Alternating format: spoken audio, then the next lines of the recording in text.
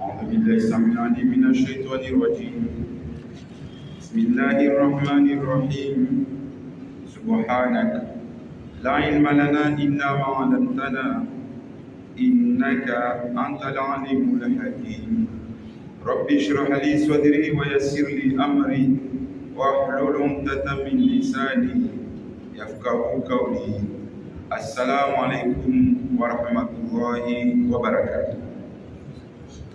Mes chers frères et sœurs, vous le savez comme moi, qu'il y a des gens dans ce monde, des hommes et des femmes, ils ont beaucoup d'argent, de belles maisons, des femmes, des enfants, ils ont presque tout, mais malheureusement, ils ne sont pas heureux, ils ne sont pas contents, ils ne sont jamais satisfaits de ce qu'ils ont. Alors, qu'est-ce qu'ils ont fait? Pourquoi est-ce qu'ils ne sont pas heureux alors qu'Allah leur a donné beaucoup de bienfaits? En revanche, il y a d'autres personnes qui ont moins qu'eux, moins de revenus, moins d'argent, peut-être même qu'ils louent des maisons, mais ils sont quand même heureux malgré les difficultés, ils sont contents, ils sont satisfaits. Et qu'est-ce qu'ils ont fait? Qu'est-ce qu'ils ont fait? La première catégorie, pourquoi ils ne sont pas heureux alors qu'ils ont presque tout? De l'autre côté, la deuxième personne, il a moins que la première, mais malgré les difficultés, les problèmes, cette personne est quand même heureuse. Qu'est-ce qu'il a fait? Quelle est la différence entre les deux personnes? C'est l'objet même de la conférence. Nous allons vous expliquer dans cette conférence pourquoi. Pourquoi l'autre qui a presque tout n'est pas heureux et l'autre qui a moins de choses, moins de bienfaits, il est quand même heureux, elle est quand même heureuse, cette personne. Et c'est là qu'Allah subhanahu wa ta'ala nous dit dans la sourate Al-Ahzab, verset 41, il nous dit Ya ayyuhalladhina amanu udhkurullaha dhikran kathira. Ô vous qui avez cru, évoquez Allah subhanahu wa ta'ala d'une façon abondante. Wasabbihu bukratan wa aswila, et glorifiez-le du matin au soir. Dans ce verset, Allah subhanahu wa ta'ala nous demande de citer son nom dans nos adorations, de se rappeler de lui régulièrement, fréquemment et abondamment dans nos journées. Allah est en train de nous dire de faire du dhikr et de se rappeler de lui de temps en temps. Et c'est quoi le dhikr? Et quel est l'intérêt de faire le dhikr? Mais d'abord, on va expliquer c'est quoi le dhikr. Le dhikr, c'est se rappeler d'Allah subhanahu wa ta'ala, parler de lui, le citer dans nos adorations. C'est une connexion entre notre cœur, notre langue, notre cerveau, pour citer Allah subhanahu wa ta'ala, pour citer qu'Allah nous a donné, pour citer ce que Allah nous a donné pour nous toute la vie, et pour donner vie à notre corps et à notre corps. Donc, notre cœur sans dhikr n'a pas de vie spirituelle. Le dhikr, c'est cette chose qui nous rapproche d'Allah subhanahu wa ta'ala. Donc, ce n'est pas une adoration à prendre à la légère.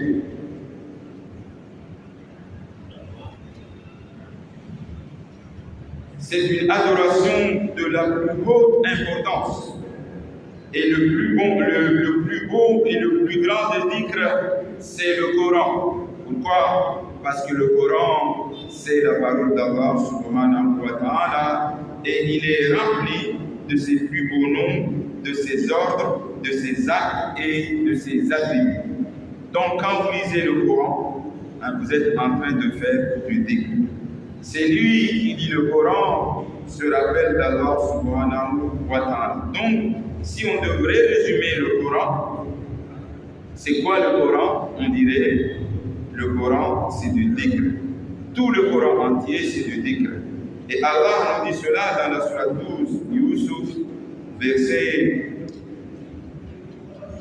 104. Il nous dit quoi? Il nous dit In huwa illa dhikrun lil alamin.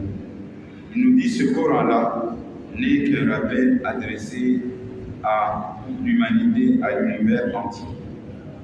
Donc, celui qui évoque Allah subhanahu wa ta'ala abondamment avec son cœur est vivant. Et pourquoi est-ce qu'il est vivant? Parce que son cœur est vivant, sa foi est vivante, elle s'épanouit. Sa croyance est forte, sa connexion avec Allah subhanahu wa ta'ala est réelle. Et quand le cœur est vivant, le corps aussi est vivant. Car le cœur, c'est l'organe qui commande tout le corps, tous les autres membres du corps. Donc, celui qui n'évoque pas Allah, subhanahu wa ta'ala, son cœur et son corps sont morts.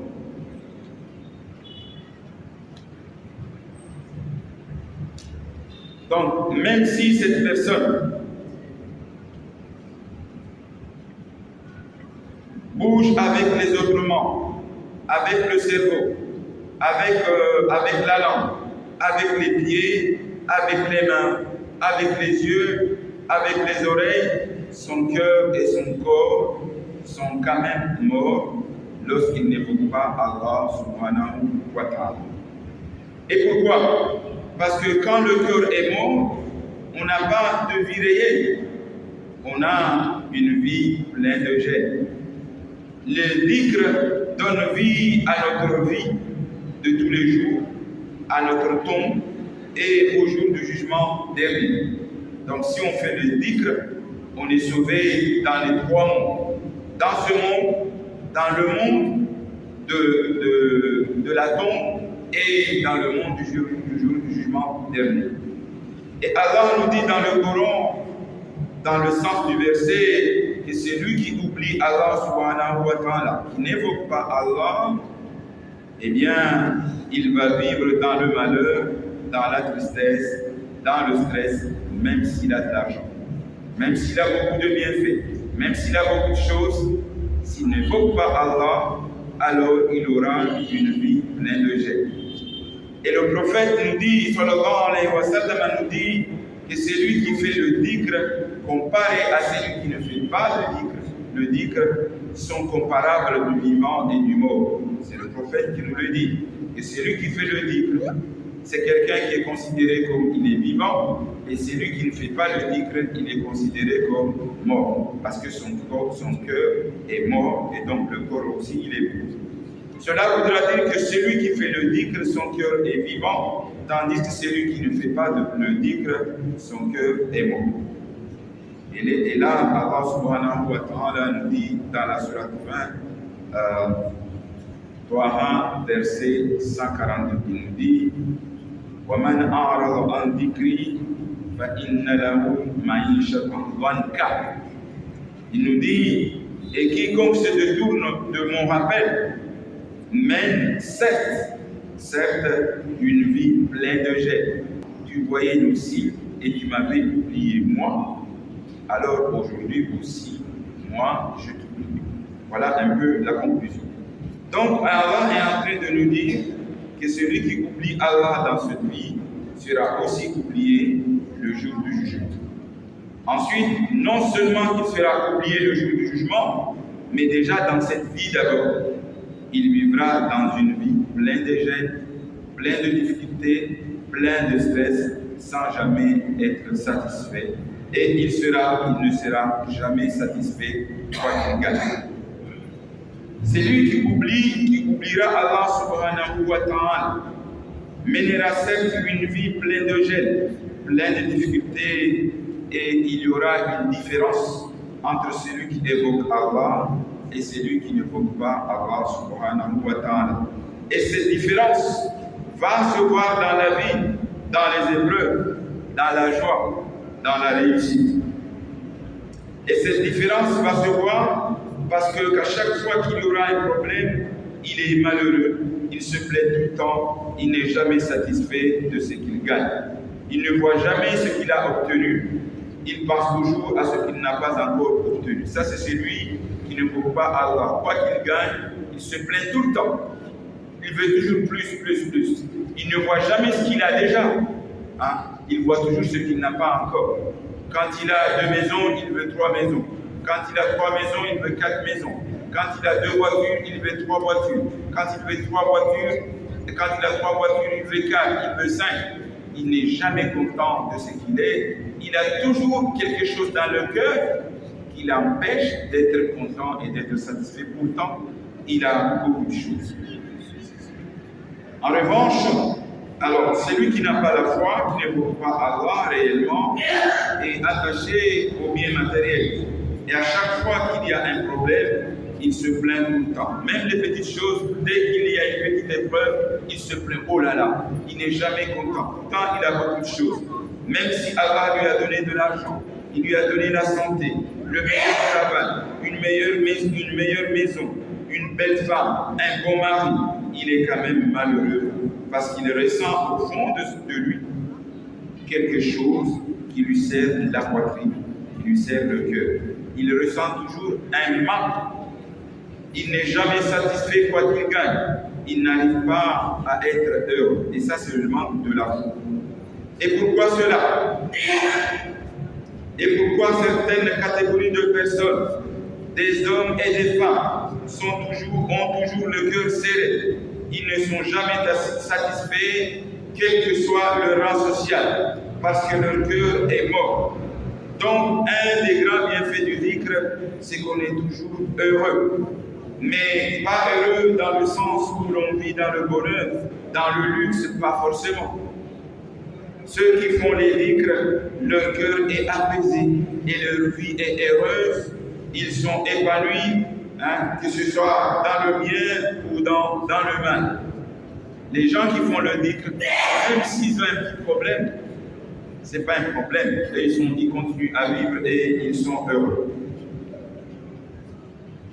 Quand ils ont obtenu quelque chose de bien, ils sont heureux car ils savent que cela vient d'Allah subhanahu wa ta'ala et ils n'exagèrent pas dans leur joie. Ils disent Alhamdulillahi Rabbil Alamin.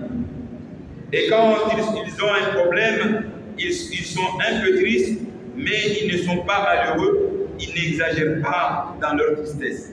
Et c'est là où ça se joue la différence. Et notre bienfait du dhikr, c'est quand Allah subhanahu wa ta'ala nous dit dans la sourate 2, Al-Baqarah al-Arash, verset 152, il nous dit Fatkurni, Fatkurni adkurkum. Washkurli, voilà takfurun. Vous voyez, souvenez-vous de moi, je vous récompenserai. Remerciez-moi et ne soyez pas ingrats envers vous. Donc ce verset veut dire qu'Allah nous dit dans le sens du verset, contactez-moi, appelez-moi, téléphonez-moi et je répondrai à votre appel. Vous voyez, quand on fait la prière, on est en train de se connecter avec Allah subhanahu wa ta'ala, on est en train de lui téléphoner. De lui téléphoner, pourquoi? Pour lui présenter nos problèmes. Quand dans la vie courante, on a un problème, qu'est-ce qu'on fait? Et qu'on connaît quelqu'un qui n'est pas tout près de chez nous. Quelqu'un qu'on connaît qui peut nous sauver, qu'est-ce qu'on fait? On va prendre et qu'on a son numéro de téléphone. Qu'est-ce qu'on fait? On prend le téléphone, on appelle la personne et on va lui exposer nos difficultés, nos problèmes pour lui demander de l'aide, pour nous aider. Et chez Allah, c'est pareil. On vient faire la prière pour lui présenter nos problèmes, pour qu'il puisse nous aider dans nos difficultés. Lorsque tu ne pries pas, tu es en train de couper la ligne téléphonique avec Allah subhanahu wa ta'ala, le téléphone, et la ligne est coupée. Vous voyez? Et ça, c'est important de comprendre le sens de la prière. On est en train de communiquer, de téléphoner de faire de l'échange avec Allah subhanahu wa ta'ala pour qu'il nous pardonne, pour qu'il nous aide. Et quel est le numéro pour communiquer avec Allah subhanahu wa ta'ala? Le numéro de téléphone, pour ceux qui ne le savent pas encore, c'est le 2. Donc écoutez bien le numéro de téléphone. 2, 4, 4, 3 et 4. Je m'explique, je recommence. Le numéro de téléphone pour communiquer avec Allah subhanahu wa ta'ala est le 2, le 4, le 4, le 3 et le 4. Donc, ça veut dire quoi? Ça veut dire que le 2, c'est dans les 2 rakas de la prière de Zuhr. Le 4, ce sont les 4 rakas de la prière de Dour. Et le deuxième 4, c'est le 4 rakas de la prière de l'Asr. Le 3, c'est les 3 rakas de Ma'rib. Et le 4, c'est les 4 rakas de l'Inch. Donc, s'il manque un numéro dans un numéro de téléphone, est-ce que le message peut passer? Non. Si dans un numéro de téléphone, il y a un chiffre qui manque, le message ne passe pas. C'est pourquoi qu'il faut faire ces 5 prières pour que le message puisse parvenir à Allah subhanahu wa ta'ala. Donc, Allah nous dit, citez-moi dans vos discussions, et je vais citer moi aussi votre nom, votre action, vos œuvres, vos comportements dans mes discussions avec mes anges. Allah au-dessus de ses cieux. Lorsqu'on parle de lui dans une assemblée, dans nos assemblées, même si tu es seul, en train de faire le dhikr, les anges te voient, ils voient cette lumière en train de briller, cette lumière de toi, et ils parlent de nous aussi, dans une assemblée bien plus meilleure que la nôtre. Ibn Qayyim disait que le fait qu'Allah subhanahu wa ta'ala pense à nous seulement, nous cite dans ces assemblées devrait être une motivation suffisante pour motiver n'importe quel croyant et quelle croyante à faire de dhikr. Ah oui, si toi par exemple tu travailles et que tu entends que ton chef parle de toi, c'est même pas encore le ministre ou le président de la République, mais il te fait des éloges. Ton chef du travail, il dit mon employé là, il est bon, il est ceci, il est ceci. Et le message te parvient. Comment tu es? Tu es bien content. On te fait des éloges. Maintenant, si c'est le ministre qui parle de toi, tu vas être comment? Et si c'est le président de la République qui parle de toi de bien, oh là là, là tu vas te faire une grosse tête. Maintenant, ce n'est pas ton chef, ce n'est pas le premier ministre, ce n'est pas le président, c'est Allah au-dessus de ses cieux qui parle de toi du bien. Ça, c'est une affaire magnifique qu'Allah puisse parler de nous dans nos adorations. Donc Allah dit à ses anges, lorsqu'on l'invoque, regardez mes serviteurs, ou regardez mon serviteur, ils sont en train de parler de moi, de m'adorer, de me citer dans leur assemblée. Allah fait des éloges à ceux qui pensent à eux, à lui. Allah fait des éloges à ceux qui pensent à lui.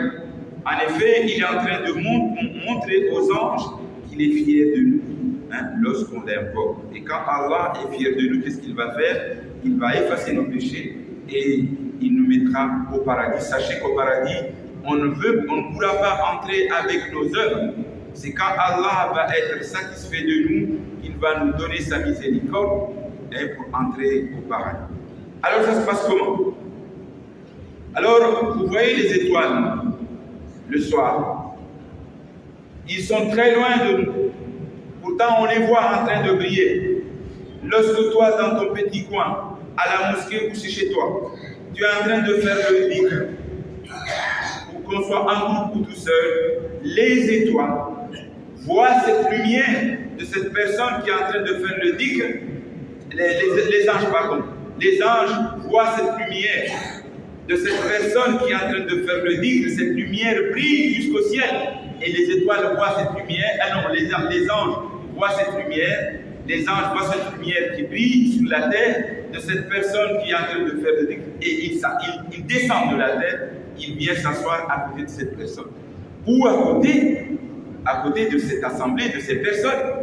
Comme là, on est en train d'évoquer Allah subhanahu wa ta'ala, dans cette mosquée de ce vendredi. Les anges voient cette lumière et ils sont là déjà autour de nous. Ils ont déjà vu cette lumière dans la prière, dans la mosquée de vendredi. Ils sont déjà là, les anges, assis autour de nous. Pour profiter de cette lumière, ils aiment cette lumière et ils sont là. Maintenant, même si tu es seul chez toi, en train de faire le dhikr, Subhanallah, Alhamdulillah, Wastaghfirullah, Wallahu Akbar, La ilaha illallah, Wahdahu la sharika lah, wa ashhadu anna Muhammadan abduhu wa rasuluh. N'importe quel dhikr que tu fais, les anges vont descendre et s'asseoir à côté de toi pour profiter de cette lumière. Et là, Allah nous dit, pour un autre bienfait de dhikr, c'est que le dhikr apaise le cœur. Allah nous dit, Alladhina amanu wa tma'inna qulubuhum bi dhikrillah. Ala bi dhikrillah tatma'inna al-qulub. Allah subhanahu wa ta'ala nous dit, ceux qui ont cru et dont le cœur se tranquillise lorsqu'ils font le dhikr. N'est-ce pas que c'est par le dhikr que Allah tranquillise le cœur? Vous voyez, Allah subhanahu wa ta'ala, en effet, le dhikr est quelque chose qui apaise le cœur. Lorsque vous avez une épreuve, un problème, un souci, lorsque vous avez un événement qui vous dépasse, que vous ne trouvez pas la solution, qu'est-ce que vous allez dire? Vous allez dire Alhamdulillahi Rabbil Alamin, ou bien Alhamdulillahi ala kulli hal, ou bien Inna lillahi wa inna ilayhi raji'un, ou bien Subhanallah, Masha'Allah, Allahu Akbar, La ilaha illallah, etc., etc. Vous pouvez dire tout ça avec la langue, mais l'intérioriser avec le cœur. Ne répétez pas ça comme un perroquet. Dites-le de manière sincère avec la langue, mais aussi avec le cœur. Enfin, le dhikr est la seule adoration qui permet à toutes les autres adorations de vivre lorsque nous les réalisons et de continuer à vivre lorsque nous les avons terminées. Je répète, cette phrase, elle est magnifique. Elle nous dit, le dhikr est la seule adoration qui permet à toutes les autres adorations de vivre lorsque nous les réalisons et de continuer à vivre lorsque nous les avons terminés. Les dhikr, c'est celui qui fait vivre la prière, c'est celui qui fait vivre le ramadan, c'est celui qui fait vivre le mot, c'est celui qui fait vivre le pèlerinage, c'est celui qui fait vivre toute l'adoration, le bon comportement, toute l'adoration. Une adoration sans dhikr n'est pas, on va dire, elle est incomplète.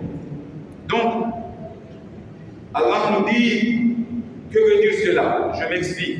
Cela voudra dire que chaque adoration qu'Allah subhanahu wa ta'ala nous envoie, que ce soit la prière, le ramadan, le pèlerinage, etc., sa fonction première est le dhikr.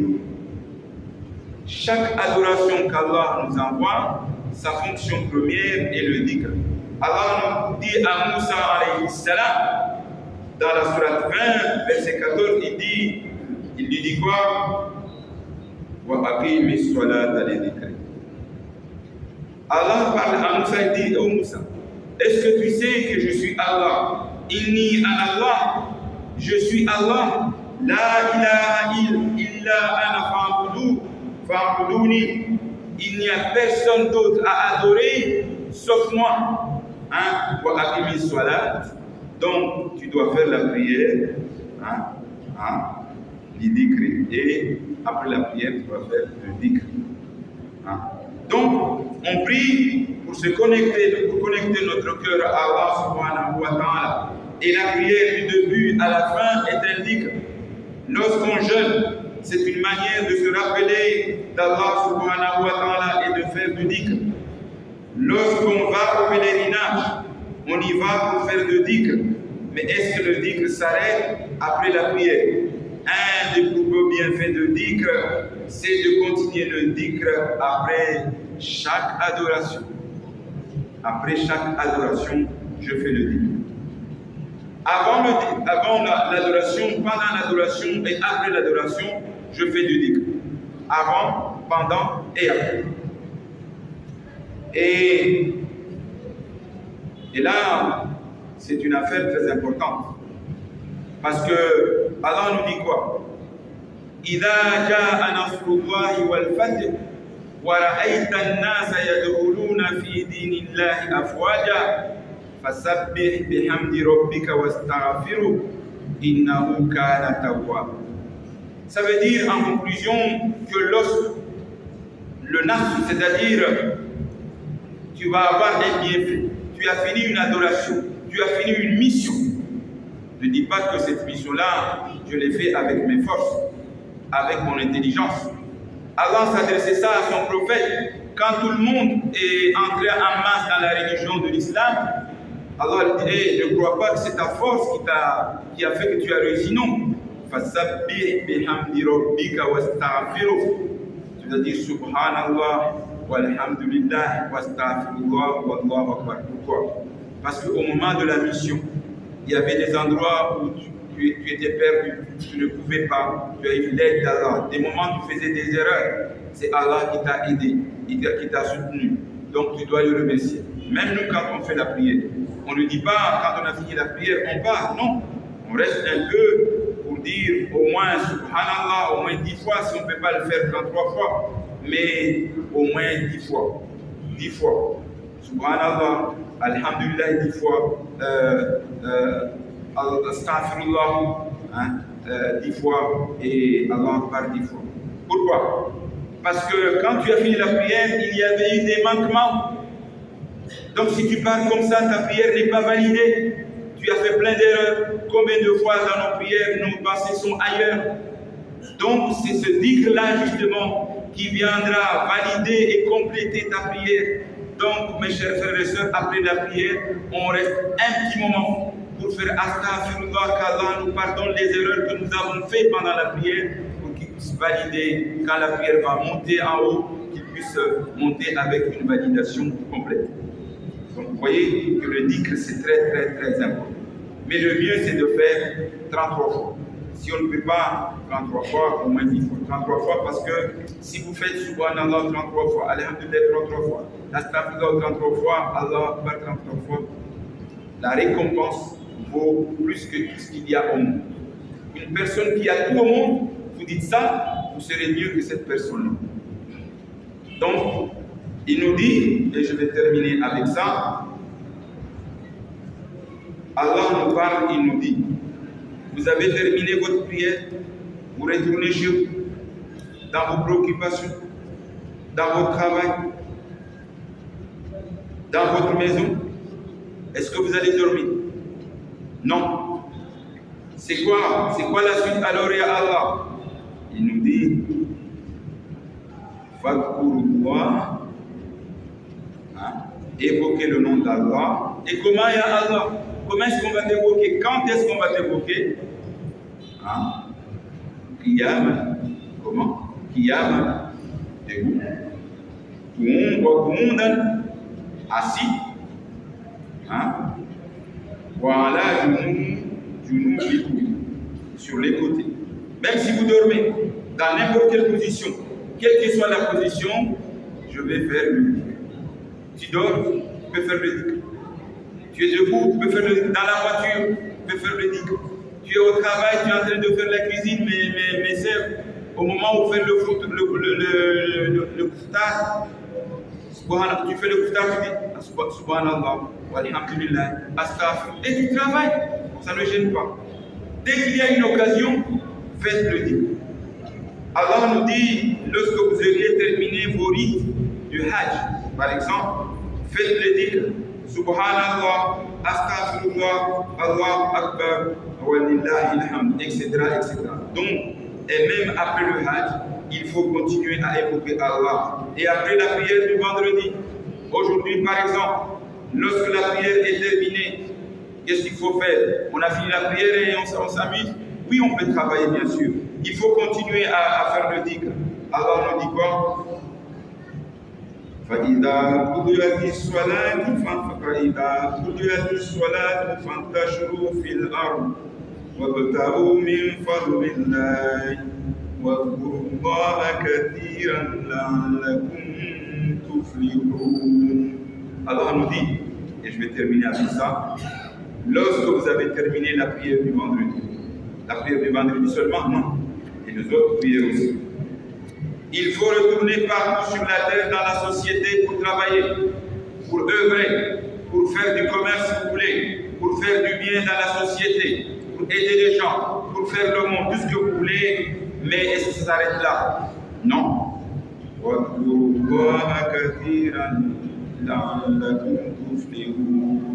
Malgré toutes vos préoccupations là, n'oubliez pas d'évoquer Allah subhanahu wa ta'ala. Donc, tu retournes dans la société, mais ton cœur, ta langue, ton cerveau continue de se rappeler d'Allah subhanahu wa ta'ala. Après le mois de Ramadan, on continue à se rappeler d'Allah subhanahu wa ta'ala. Ou bien après le mois de Ramadan, le Ramadan, le dhikr s'arrête. Non, on continue. Et on continue à manifester qu'Allah, il est grand. Qu'Allah, il est grand dans nos cœurs. Donc, chaque dhikr doit être dit avec la langue, mais aussi avec le cerveau et avec le cœur pour lui donner du sens, au dhikr. Donc, on ne fait pas de dhikr comme on pourrait le faire un perroquet, de répéter sans connexion avec le cœur, mais seulement avec la langue. Et là, un de nos prédécesseurs avait fait l'expérience et je termine avec ça. Il avait initié son perroquet, il avait enseigné à dire La ilaha illallah. Et le perroquet répétait La ilaha illallah. Comme nous. Mais il était étonné, le jour où le perroquet était mort, il n'a pas réussi à dire La ilaha illallah. Il est en train de mourir, le perroquet. Il n'a pas pu dire La ilaha illallah. Et il était triste, il a dit qu'Allah me protège, que je ne prononce pas La ilaha illallah, cette kalima qui va nous sauver de l'enfer et qui nous fera rentrer au paradis, qu'on ne puisse pas la répéter comme ce perroquet-là, mais quand on la répète avec cœur et sincérité, sinon le jour où on va mourir, on ne pourra pas la répéter comme le perroquet n'a pas réussi, parce que le perroquet là, il prononçait cette parole La ilaha illallah, Muhammad Rasulullah, avec la langue seulement, il ne comprenait rien du tout. Il ne faisait que répéter. Et sur ce, je vous dis Assalamu alaikum wa rahmatullahi wa barakatuh.